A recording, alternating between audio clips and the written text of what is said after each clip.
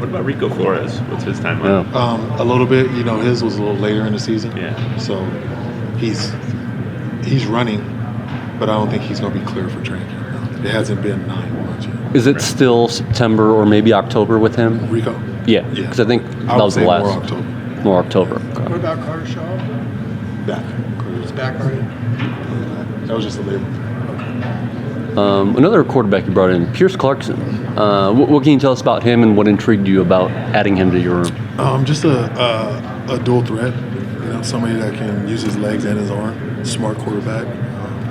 Has played. And, just a connection with his father, too. So that was it. Coach, I always want to tell you, I saw you play at Tustin.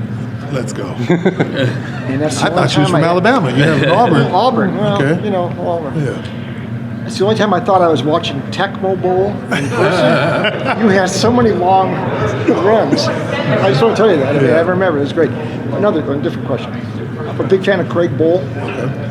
Great guy. I know he's the executive director now of the football coaches.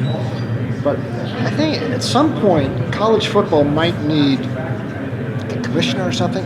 I think he'd be a great choice.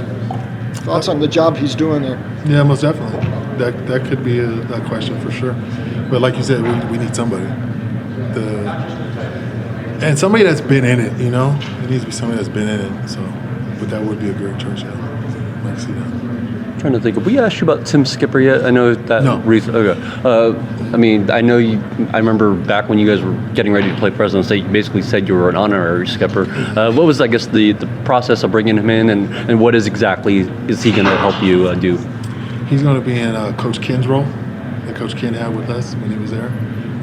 So basically, like an assistant to me. And this is just a guy that I respect that family so much. Yep. They all coach. They've all coached at a high level, and he's just somebody that's very knowledgeable, and he knows me. So it's just somebody that I know I can trust, and I'm just excited to be able to add somebody with that type of knowledge on our team.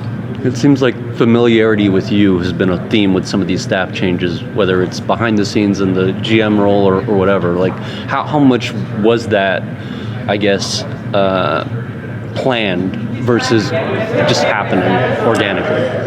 It's planned because I need to know that I can trust you, and that's the whole thing. I want to make sure I have people that I can trust. I know they got my back no matter what.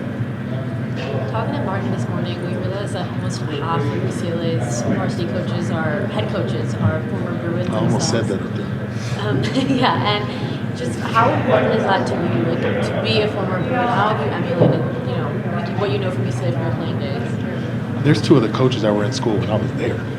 Adam Wright and Joanna Hayes. So it's just awesome that UCLA really creates these type of long-term bonds. And it's just something that you can test to in recruiting. You can tell people that this is a school that we probably have the most head coaches that are ex-players at that school. So, I try to make sure that I tell our recruits this, this is a 40-year plan, and I'm literally sitting I'm a walking blueprint of what actually can happen to me.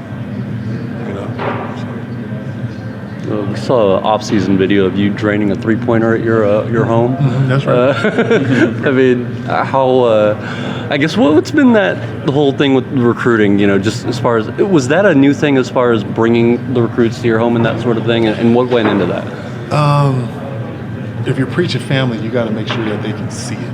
And some of the wives, or coaches' wives, are working. They can't bring their family into the building, so I was like, let's just have a dinner at my house and bring everybody, just so they can see it. I don't like lip service. You guys know what I mean? Yeah. You guys know me. I don't really like lip service. I want to let them see it, see what we are, let them feel it. So, but yeah, they told me if I hit this jumper, I'm gonna get a commit. And one take, huh? Yep, one take. Went up there, hit the J, and he committed. So how often do you have people over to your house? So we did that every weekend. We had recruits, so I think it was 5 weekends. Yeah, I think 3 in May and 2 in June. I would say. Yeah. Is that something you do as far as like year to year, find a way to change things up on the recruiting side and how to tweak your official visits and that sort of thing? That's really the thing there, because everywhere is up in their recruiting visits. So that was one thing that we wanted to do, just find a way to make it more personable and get the people to be around our families. So yeah. Coach Cronin prides himself on his barbecue skills at home. Do you man the grill and serve some stuff, or not really? I try to stay away from when the big guys come around, so no. But if I just have the specialists over, yeah, I'll for sure get on the grill. But O-line, D-line, I'm not touching. Coach, to sort of some of those points, one of the big themes with the 26 class that they shared was not just how special a place UCLA is, but how personal of a touch it felt like recruiting was. I'm sure you take great pride in that. Obviously, you mentioned inviting players over to your home. What were some other things that maybe you did where it felt very personal to the players, and what did you instill in your coaches? Letting them know, like, bring your families up here. Yeah.